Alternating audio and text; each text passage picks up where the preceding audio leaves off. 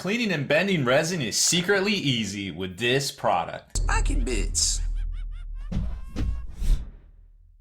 Welcome back, Hobby Maniacs. I'm Baer, and today we are checking out a neat product for cleaning and bending resin from pretty much Forge World to any of the resin kits out there, whether it's multi-part or completely autonomous miniature. This is going to work great.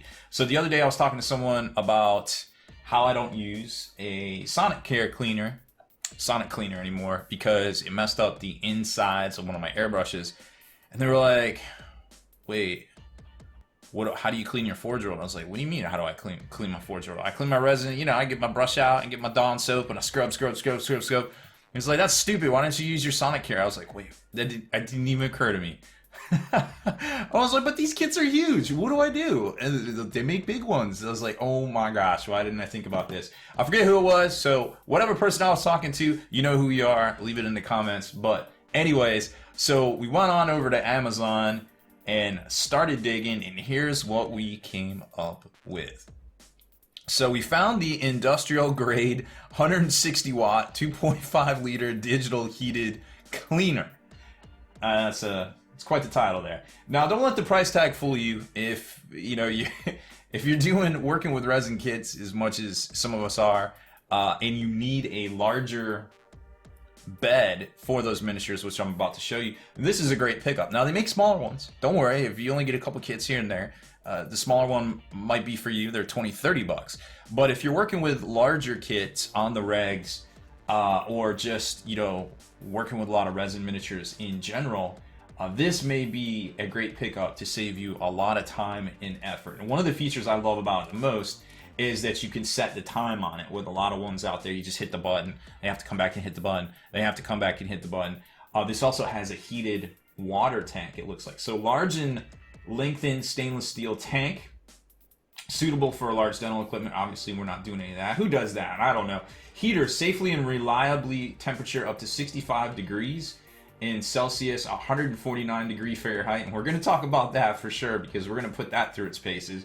But I don't feel like I want to stick my hand in there in 149 degree Fahrenheit. 180 is scalding, just to give you guys an idea of how hot that actually is. You do not put your hand in there at that point. So a lot of different cycles here. I personally use the 180, I would imagine, to the 480. I think that's about right. 180 to 280. That's 180 is 3 minutes. 280 is roughly 5 minutes. 380 is just over 6 minutes. Yep, just over 6 minutes right there. So a lot of cool stuff here. It's looking good. Let's add it to cart and play around with it. Boom, and here it is. Look at the size of this thing. Crikey, would you look at the size of the Sonic Care Cleaner?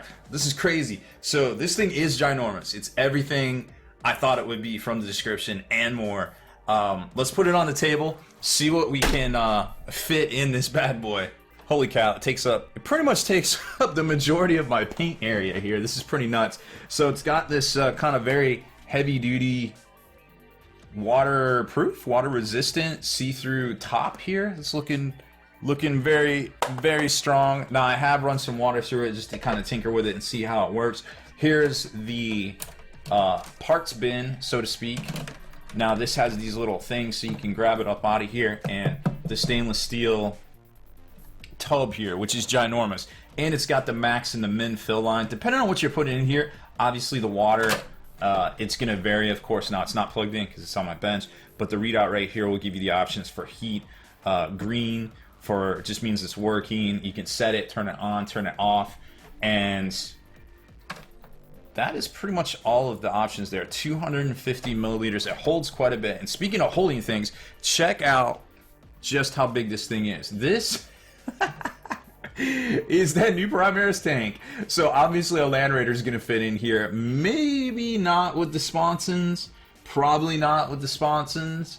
But it will fit in here otherwise. And you can definitely fit a couple, 3, or at least 2 rhinos in there worth of stuff. So if you're worried about trimming down a lot of different kits and what you can fit in here kit-wise, you can fit a whole lot. And don't let it fool you either. Like, I talk about resin, but plastic will also, cleaning plastic sometimes for airbrushing is, you know, before you airbrush it, before you paint it, is also a really good idea. Okay, so there you have it. It looks good on the tabletop, but will it work? Let's run out to the Eats Lab, aka the kitchen, and put this thing through its paces. Here we are in the Eats Lab, so to speak, out in the kitchen, right? So we got this thing all busted up on the kitchen countertop. It's very easy to use. There's on, off. You can set it to number of seconds, I guess 3 minutes. I usually do it like 6 minutes or so. Just fill it up with a little Dawn soap and get your fill line, I don't know, like up to there or something like that. Put your parts in the little tray right here. Put some dish soap in. Use hot water. I would definitely recommend that. And then just hit on and it starts going. So we're going to check back here in about 6 minutes. And after it hits 0, just open up the top, get your stuff out, double check that nothing slid down into here, and then rinse it off in the water. Then what I like to do is a 2-stage system of putting the parts into a bowl so I know which bag they correspond to, so I don't lose track of the parts. So I put the bag right underneath it and just kind of dab it off, turn the fan on, and just kind of let it go until they are dry. Put them back in the bag, and it's assembly time. It's legitimately that easy. Now, another cool thing about this is it has a heat feature right here where it actually heats the water.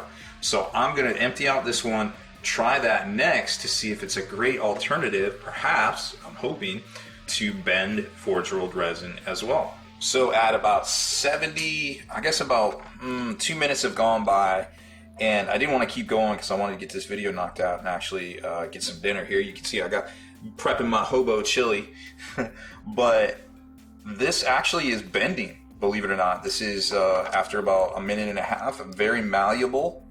Same with this little rail system right here. So I'm very optimistic that that is going to work. But I'll tell you what, I'm going to keep this going while I'm in here and we're getting some dinner done. And we'll come back and let you know exactly what happened with that in the comments below. But the other thing I wanted to show you guys was check out how much space is actually, we talked about it earlier, is actually in this thing. We all know what, or I'm sure you can figure out what tank this is. This is the Astraeus. It's a ginormous tank, and I can almost fit the side panels in here too. So I'll probably do these pieces right here separately, but this one right here is going to get its own bath right there. And I can't really think of many vehicles that are bigger than this, at least section-wise, maybe some of the Tau Flyers. So I feel like this is definitely a good pickup for working on forge rolled stuff right there. So my dinner is done, and let me tell you what, this thing made short work of that new Primaries Tank, the Astraeus, because that was, I don't know if you've seen the instructions yet. We haven't done the unboxing here on the channel, but that thing is massive, and there's a ton of pieces, and I was just dreading washing that thing down for our assembly and unboxing of it. But man, this thing made short work of it. So for us, it's great. Like I said, if you're working with a lot of resin out there on the regs, this is great for you, paint studios and such. Probably not the everyday end user, but you can get the smaller versions, which you can, you know, definitely check out over on Amazon or your favorite e-retailer. It doesn't matter out there. I just go, Amazon's my go-to because it usually comes within 2 days within Prime. So I love me some Amazon. Now, let's talk about bending resin, because I was out there tinkering around with it, and nothing says disaster like trying to record working with hot water and a non-stationary camera in the sink. That was just not going to do it. So I tinkered around more with this thing, and like we said earlier, this can go up to 149 degrees. Did not stick my hands in there at that point, but we let it go for about 10 minutes or so. 2 full cycles at the 280. Was it 280? 280. 2 full cycles at 280. We put hot water in there. We let it run on heated. I pulled them, actually I have them right here. I pulled the parts out with some needle nose pliers, aka tongs. Be very careful because this water is super hot. I don't know your particular threshold for hotness. I don't have a very high one. I like my water partially cold, but it was very hot. The water they got on me was very hot. But the parts that were in there, the 2 we showed you in the video, did bend, not completely, you know, you couldn't bend them all the way through, but I was able to bend them and get them straight on par and on level and on flush, plumb, whatever you want to call it, straight down the line and flat on the plane with the rail system, and just ran it through some cold water right there in the faucet and good to go. So it might be a little quicker just to grab your heat gun and just hit stuff with a heat gun, but if you're doing other things and you can just throw those parts that you need to adjust, maybe a bunch of them at the same time, if there's multiples like barrels and things like that, depending on the kit, throw them in here, get them hot over 10 minutes, then you can kind of pull them out, because it's not getting, this is insulated to some point because the water was still very hot after I had removed all this stuff out and it was all dry. At some point, you know, it will go cold, but while you're working with it on your bench or something, or go out to the kitchen, grab a couple more parts, bring them in, I think that'll work great.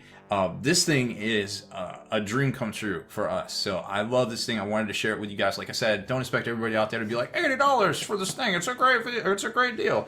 Because it isn't for a lot of people, but it gives you an idea. Hey, if you have an ultrasonic cleaner, it'll clean your miniatures. And believe me, this water was filthy dirty afterwards. Like when I dumped it out after doing that big kit in another kit, it was so gross to see how actually gross the resin is and dirty.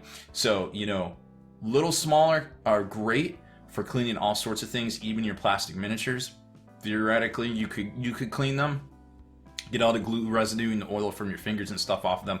But again, it's up to you. This isn't going to be for everybody, but it's definitely a secret weapon when it comes to working and prepping Forge World and other resin miniatures out there. Now, if you like these features here on the channel, sometimes we go crazy with stuff that you wouldn't expect to see, like the super duper, you know, ultrasonic cleaner type thing here. But for the most part, we got some pretty fresh stuff on here. Make sure to work out those hobby muscles. Hit that subscribe button and turn on notifications so you can be the very first to like and comment on all our videos. Deleted scenes, bonus content, and all the interviews and post-game wrap-up videos can be located in the Hall of Veterans on thelongwar.net. Visit thelongwar.net today and try a week completely free with no strings attached. That's not all. Thelongwar.net is also your hobby resource for exclusive early access with an ad-free experience to all your favorite videos. Members of the Hall of Veterans gain early exclusive access to multiple hobby videos.